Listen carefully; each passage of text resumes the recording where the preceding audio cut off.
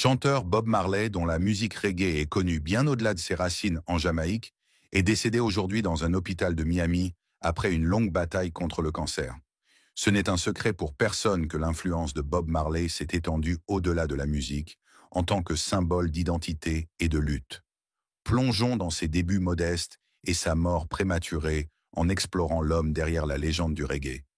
Il est créé par Dieu et je ne veux pas de vie, pas d'obligation. Retracer le parcours d'une icône dont la musique inspire et unit. La vie de Bob Marley est un hommage à la puissance continue de ses mélodies. De l'étreinte du nord de Sainte-Anne à la scène mondiale. Il y avait quelque chose dans cette chose. J'ai fait quelque chose dedans. Jeunesse. Le 6 février 1945, dans la petite communauté de Nine Mile, en Jamaïque, une légende est née, Robert Nesta Marley.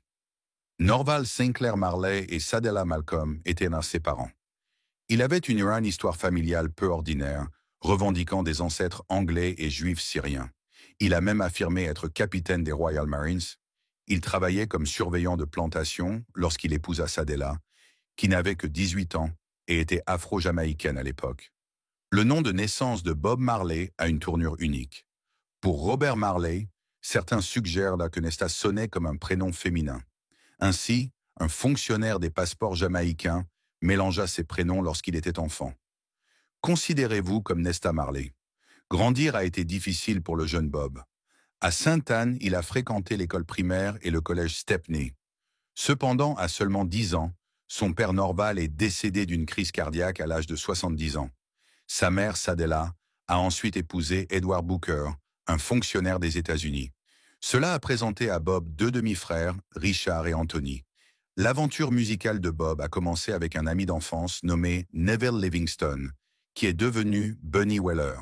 De retour à Nine Mile, ils jouèrent de la musique ensemble, et les graines de leur partenariat musical ont été plantées pendant leur temps à l'école primaire et au collège Stepney.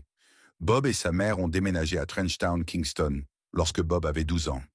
Le père de Bunny Weller, Thaddeus Livingston, et la mère de Bob ont eu une fille nommée Claudette Pearl, faisant d'elle la sœur cadette de Bob et Bunny. Les excursions musicales de Bob Marley et Bunny Weller sont devenues encore plus fascinantes en vivant dans la même maison à Trenchtown. Grâce aux stations de radio qui atteignaient la Jamaïque, ils ont été introduits au monde de la musique ska et exposés aux mélodies R&B les plus récentes des États-Unis. C'était une période de développement musical pour eux. Un groupe vocal a été fondé par Bob Marley, Bunny Weller et Peter Tosh. Ils étaient connus sous le nom de Teenage, The Wailing Rude Boys et The Wailing Wailers.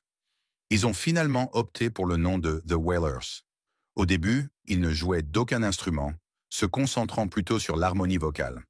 Joe Higgs, un membre du duo vocal Island Records. Bob Marley est entré dans les studios fédéraux en Jamaïque au début de 1962 et a enregistré 4 chansons: Judge Not, One Cup of Coffee, Do You Still Love Me et Terror. Leslie Kong, un producteur de musique locale, était en charge de la production. 3 de ces chansons ont été publiées au public par le biais du label de Beverly et One Cup of Coffee a été publié sous le nom de Bobby Martel. Au fil des ans, Bob Marley s'est retrouvé en compagnie d'autres stars jeunes. En 1963, il forma un groupe nommé The Teenagers avec Bunny Weller, Peter Tosh, Junior Braithwaite, Beverly Kelso et Cherry Smith. Cependant, ce nom n'a pas duré longtemps. Ils se renommèrent Wailing Rude Boys, puis Wailing Wailers. Lorsque le producteur de musique Coxsone Dodd les a remarqués, ils ont été connus sous le nom de The Wailers, et ils ont finalement arrêté leur choix sur le nom The Wailer.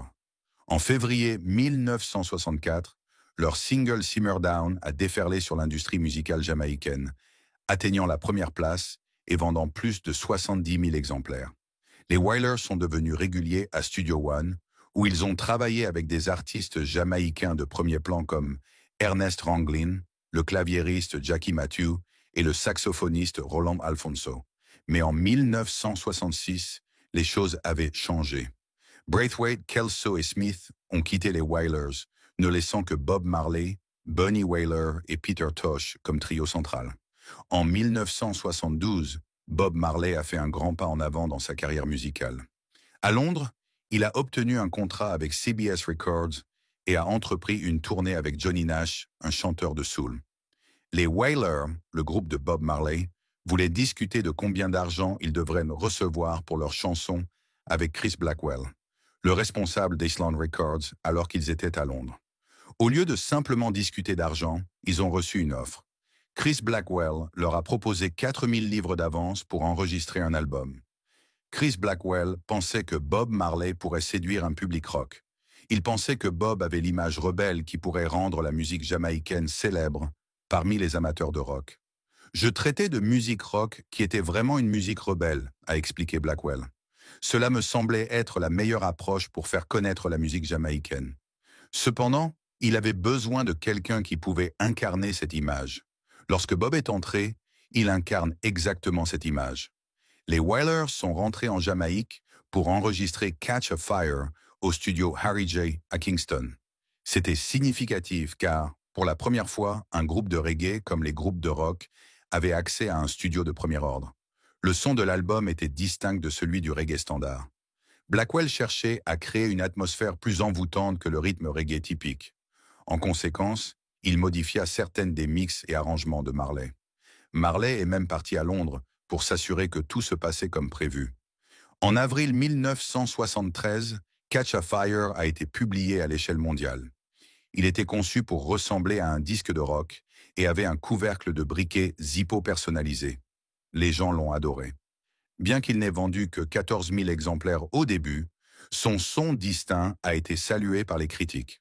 Plus tard dans l'année, ils ont sorti un autre album, Burnin', qui incluait la chanson bien connue I Shot the Sheriff. L'album a été remis à Eric Clapton par son ami musicien George Terry. Clapton était si impressionné qu'il a enregistré une reprise de I Shot the Sheriff, qui est devenue un succès aux États-Unis en 1974. Bien que tout le monde en Jamaïque ne fût pas heureux avec le nouveau son sur Catch a Fire, l'album suivant, Burnin', présentait un style que les fans de reggae et de rock appréciaient. À ce moment-là, Chris Blackwell a fait quelque chose d'incroyable pour Bob Marley. Il lui a offert une maison à Kingston qu'il a transformée en siège de la nouvelle entreprise de Marley, Tuff Gong Studio. Les Wailers avaient prévu 17 concerts aux États-Unis, mais quelque chose d'étrange s'est produit. Ils ont été licenciés après seulement 4 concerts. Cependant, les Wailers ont reçu plus d'attention et d'admiration du public que les principaux groupes pour lesquels ils étaient censés ouvrir. Les Wailers se sont séparés en 1974 à la suite de ce tournant inattendu. Bob Marley, Bunny Wailer et Peter Tosh ont choisi chacun de prendre des chemins séparés et de chercher des carrières solo. C'était la fin d'une ère, mais c'était aussi le début de nouveaux chapitres pour ces musiciens légendaires.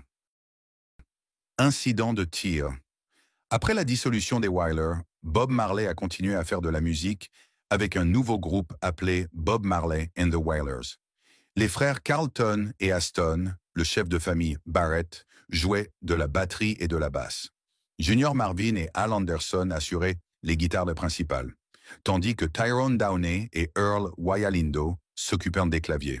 En percussion, Alvin Seco Patterson ajoutait des rythmes supplémentaires, sans oublier les incroyables chœurs fournis par les I3, Judy Mowat, Marsha Griffiths et la femme de Bob Marley, Rita. Un événement important s'est produit pour Bob Marley en 1975. En dehors de la Jamaïque, il a enregistré son premier succès avec une version live de No Woman, No Cry. Cette chanson a été incluse sur l'album Live et a marqué un tournant pour Marley, présentant sa musique à un public mondial. Suite à ce succès, il a sorti Rastaman Vibration en 1976, qui a atteint le top 50 des charts soul aux États-Unis. Discutons maintenant d'un événement marquant dans la vie de Bob Marley, qui s'est produit le 3 décembre 1976, juste 2 jours avant un grand concert nommé Smile Jamaica. Le premier ministre jamaïcain, Michael Manley, a organisé cette performance pour apaiser les tensions entre 2 groupes politiques. Ce jour-là, au lieu de sourire, le danger et le tumulte se sont abattus sur le seuil de la porte de Marley. Des tireurs non identifiés ont attaqué la maison de Bob Marley, le blessant, ainsi que sa femme Rita et son manager Don Taylor. C'était une situation terrifiante, et tout le monde pensait que ce jour-là, Bob Marley allait mourir. Cependant, il a échappé à la mort avec seulement des blessures mineures à la poitrine et au bras. Beaucoup de personnes pensaient que cet incident avait des motivations politiques. La performance, Smile Jamaica, était considérée par certains comme plus un rassemblement pour le Premier ministre Manley qu'un événement musical. Malgré le danger et l'attentat, Bob Marley a opté pour continuer le spectacle.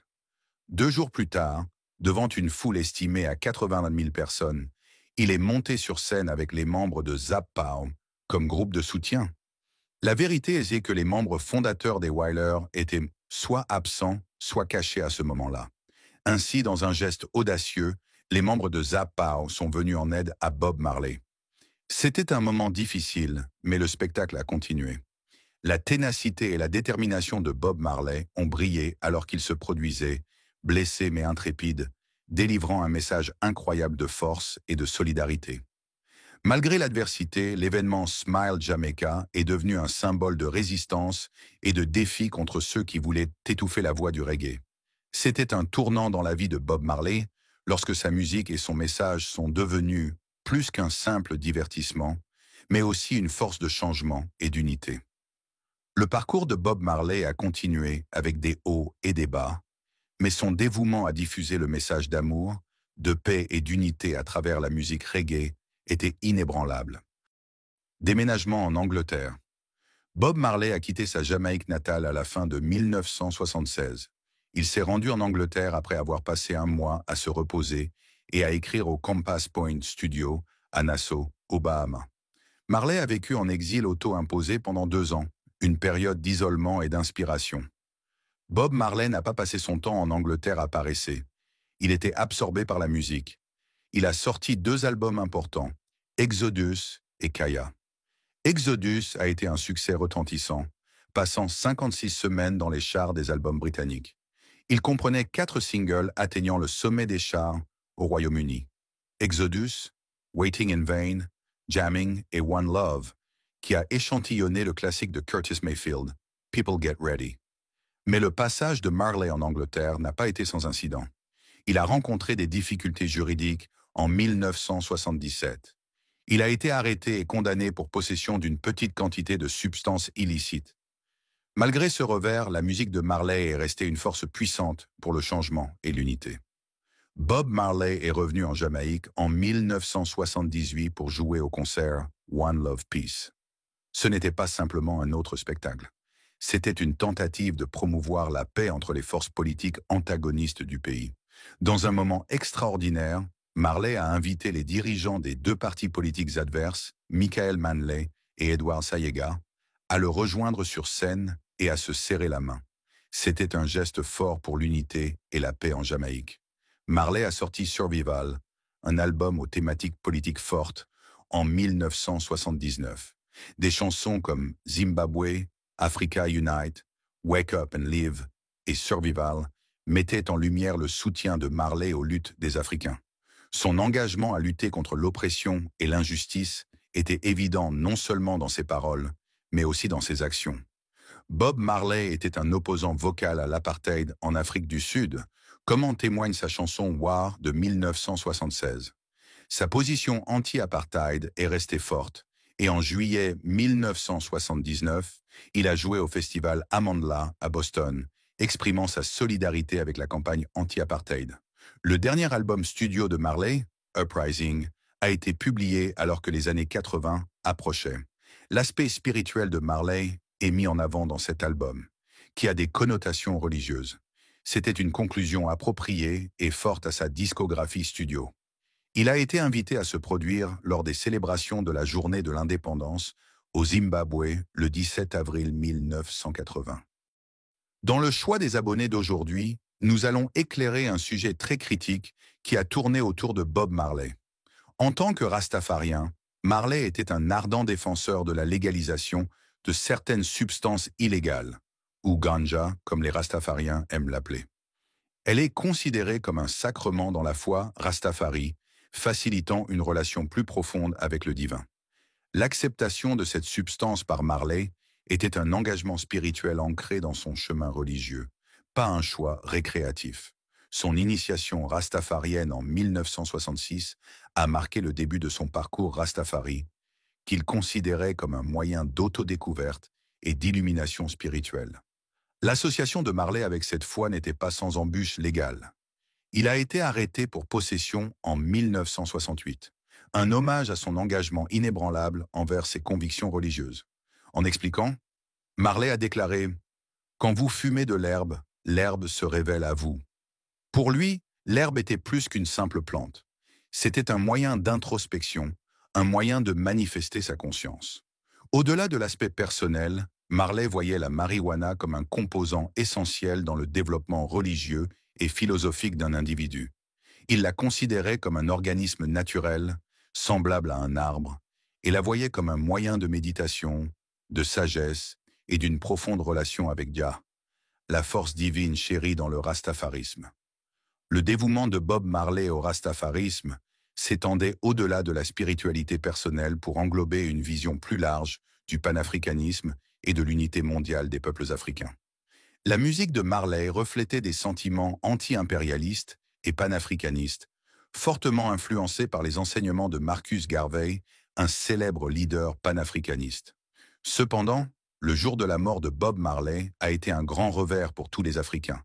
Alors que ses paroles étaient devenues un véhicule pour les rêves d'une Afrique unie, et ses mélodies le rythme d'un mouvement militant pour les droits et la reconnaissance des peuples africains dans le monde entier. Femmes et enfants. Le 10 février 1966, Bob Marley et Rita se sont mariés à Kingston, en Jamaïque. Rita a donné naissance à 3 enfants, et Bob a affectueusement adopté 2 autres issus des relations précédentes de Rita, leur donnant le nom de famille Marley. Le site officiel de Bob Marley reconnaît 11 enfants issus de diverses unions. Rita était un membre fondateur des Solettes, un groupe musical qu'elle a créé avec ses cousins Constantine Walker et Marlene Gifford avant de devenir Madame Marley. Les Mulettes ont enregistré des chansons rocksteady telles que Time for Everything et Independem. Elles ont également enregistré des chansons avec les Wailers, dont Friends and Lovers, One More Chance et That Ain't Right. Il y avait aussi un duo spécial entre Bob Marley et Bunny Weller, intitulé Bless You, qui a finalement été inclus dans l'album Lovers and Friends. En 1986, Rita Marley a pris une initiative inhabituelle pour préserver l'héritage de Bob Marley. Elle a transformé leur maison en musée Bob Marley, offrant aux fans et admirateurs un aperçu de la vie de la légende du reggae. Cependant, les contributions de Rita ne s'arrêtaient pas là. Elle était la fondatrice et la présidente de la Bob Marley Foundation, de la Bob Marley Trust et du Bob Marley Group of Companies. En 2000, Rita Marley a établi la Rita Marley Foundation, une organisation non gouvernementale au grand cœur. Il s'agit d'une organisation à but non lucratif et non partisane qui œuvre pour réduire la pauvreté et la faim dans les pays sous-développés en mettant un accent particulier sur les personnes âgées et les jeunes. La charité a été un rayon d'espoir, attribuant d'innombrables bourses aux étudiants en musique ghanéens. Chaque année, elle organise les concerts Africa Unite, qui visent à accroître la sensibilisation mondiale aux problèmes africains et à trouver des solutions durables. Le désir de Rita Marley de faire une différence s'étend jusqu'en Éthiopie, où elle a adopté 35 enfants, et au Ghana, où elle a aidé plus de 200 enfants à l'école méthodiste de Konkonoru. Son travail a touché d'innombrables personnes, et elle continue de cultiver des graines de changement et d'espoir à travers la Rita Marley Foundation. Rita Marley a été décorée de l'Ordre du Mérite par le gouvernement jamaïcain en 1996 en reconnaissance de ses contributions remarquables à la musique et à la culture jamaïcaine. Sa quête d'excellence a été récompensée en 2010 lorsqu'elle a reçu le prestigieux prix Marcus Garvey pour l'ensemble de sa carrière. Rita Marley était aimée et respectée bien au-delà de sa propre Jamaïque. Le gouvernement ghanéen l'a proclamée citoyenne d'honneur du Ghana le 3 août 2013, en reconnaissance de ses années de résidence et de ses contributions significatives au pays. L'influence de Rita s'étendait au-delà de la salle de classe. L'Université des Caraïbes conféra à elle un doctorat honorifique en lettres en novembre 2015. En 2017, elle a reçu un second doctorat honorifique de l'Université de Fort Hare en Afrique du Sud. Football.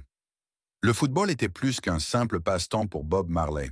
C'était un mode de vie pour lui. Le football était omniprésent. Des parkings et des terrains à l'intérieur des studios d'enregistrement. Marley était un supporter de longue date de l'équipe brésilienne Santos, en particulier de leur star Pelé. Sa passion pour le football dépassait les frontières nationales, car il était également fan du club de football anglais Tottenham Hotspur. L'affinité de Marley pour le jeu s'est renforcée lorsque le milieu de terrain argentin Ossie Ardiles a rejoint Tottenham Hotspur en 1978, devenant un autre joueur cher à Marley. Imaginez Marley, avec ses dreadlocks emblématiques, en train de taper dans un ballon de football, dans des parkings et sur des terrains. Vous savez, le Christ a dit que nous reviendrons dans 2000 ans. Ce n'était pas simplement un jeu pour lui. C'était un moyen de se connecter aux autres et de s'amuser.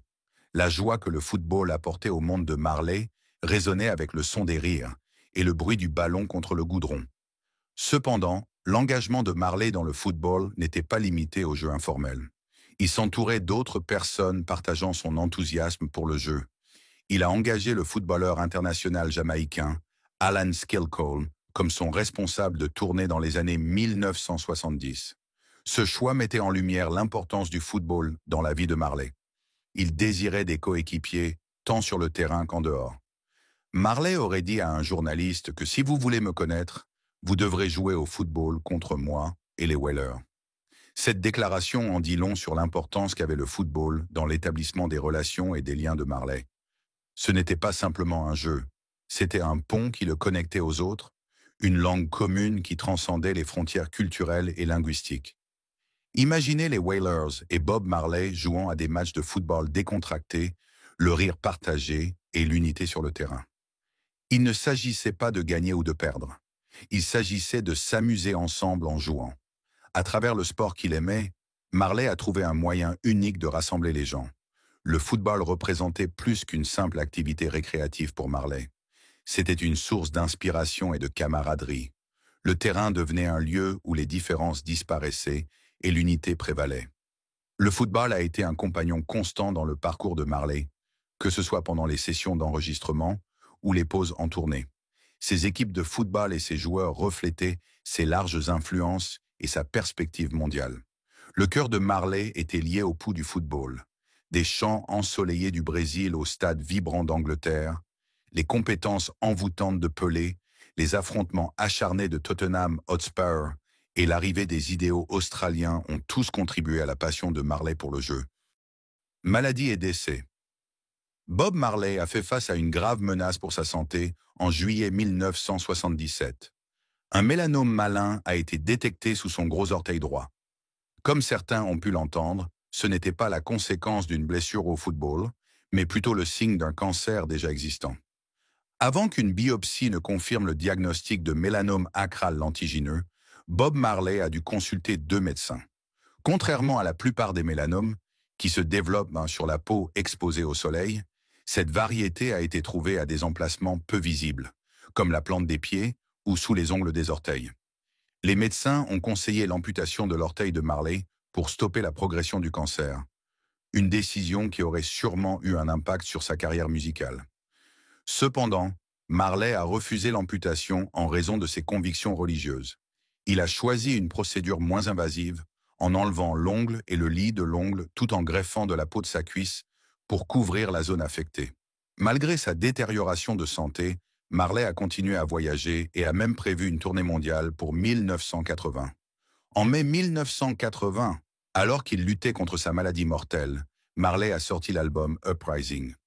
La tournée qui a suivi a traversé l'Europe, se terminant par un spectacle spectaculaire au stade San Siro de Milan, auquel ont assisté 100 000 personnes.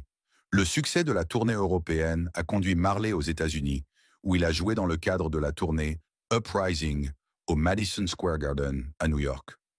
Malheureusement, la santé de Marley s'est détériorée durant son séjour aux États-Unis. Il s'est évanoui en jogging à Central Park, ce qui a nécessité une visite à l'hôpital, où il a été découvert que le cancer s'était propagé à son cerveau, ses poumons et son foie. Inébranlable, Marley a donné son dernier concert le 23 septembre 1980 au Stanley Theatre à Pittsburgh, en Pennsylvanie. Des photos de cette ultime performance ont été préservées dans le documentaire réalisé par Kevin MacDonald, Marley. Après le concert, la santé de Marley s'est encore détériorée alors que le cancer continuait à faire son œuvre. Le reste des dates de sa tournée a été annulé et il a recherché une thérapie alternative à la clinique de Josef Issel en Allemagne. Les restrictions alimentaires et les ajustements de mode de vie faisaient partie du traitement d'Issel. Malgré 8 mois d'essai, le traitement n'a pas pu contrer efficacement la progression du cancer. Marley a embarqué dans un avion à destination de la Jamaïque dans un état fragile. Au cours du vol, sa santé s'est détériorée. Marley a été transporté à l'hôpital Cedars of Lebanon après son atterrissage à Miami, en Floride. Bob Marley est décédé le 11 mai 1981, à l'âge de 36 ans, des suites de la propagation du mélanome à ses poumons et à son cerveau. Ses derniers mots à son fils Ziggy étaient en frappants. « Emporte-moi avec toi lorsque tu t'élèves. Ne me laisse pas tomber lorsque tu redescends. » Le 21 mai 1981, la Jamaïque a fait ses adieux à son fils bien-aimé avec des funérailles d'État mêlant des éléments de l'orthodoxie éthiopienne et de la culture rastafari. Bob Marley a été inhumé près de son lieu de naissance à Nine Mile. Son cercueil contenait des symboles émouvants, y compris sa guitare Gibson Les Paul écarlate, une Bible ouverte au psaume 23 et une tige. Numéro 9. Récompenses et distinctions. Bob Marley a vécu un moment décisif en 1976 lorsque Rolling Stone a désigné son groupe comme le groupe de l'année. Cet hommage a propulsé Marley et ses rythmes influencés par le reggae sous les projecteurs internationaux. Chaque fois, alors nous ferions mieux de nous lever, nous battre pour nos droits. Cependant, ce n'était que le début d'une série d'honneurs qui viendrait orner la carrière illustre de la légende du reggae. Les Nations Unies ont remis à Marley la médaille de la paix du tiers-monde en juin 1978, reconnaissant non seulement son talent musical, mais aussi son engagement à promouvoir des messages de paix à travers son art. Des cordes de guitare de Marley au podium des Nations Unies, une harmonie résonnait. En février 1981, la Jamaïque a décerné à Marley l'un de ses plus grands honneurs, l'Ordre du Mérite jamaïcain. Cela a illustré le lien fort de Marley avec son héritage, puisqu'il est devenu un symbole de fierté et de résilience jamaïcaine. Le Rock and Roll Hall of Fame a accueilli Bob Marley dans ses rangs d'élite en mars 1994. Cette intronisation a consolidé la place de Marley dans le paysage musical mondial, le reconnaissant comme une force transcendant les genres et les cultures. Le millénaire a apporté encore plus de notoriété, puisque le magazine Time a nommé l'album Exodus de Marley « Album du siècle » en 1991. Les chansons de Marley, une symphonie intemporelle résonnant à travers les générations, lui ont valu une place dans l'histoire de la musique.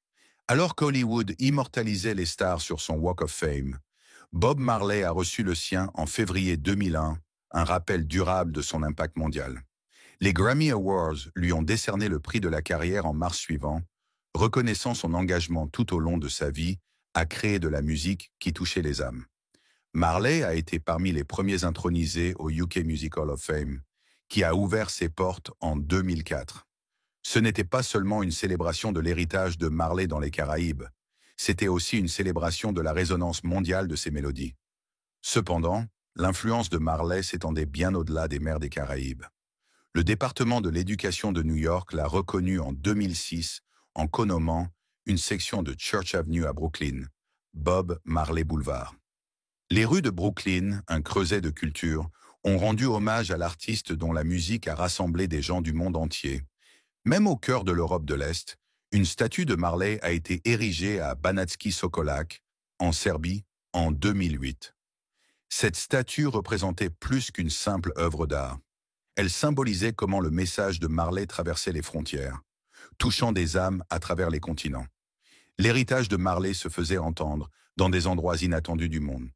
Les tribus Hopi et Havasupai aux États-Unis ont trouvé un écho dans son art, prouvant comment les messages universels de Marley atteignaient même les recoins les plus reculés de la planète. Nous espérons que vous avez apprécié cette vidéo. Nous vous retrouverons dans la prochaine.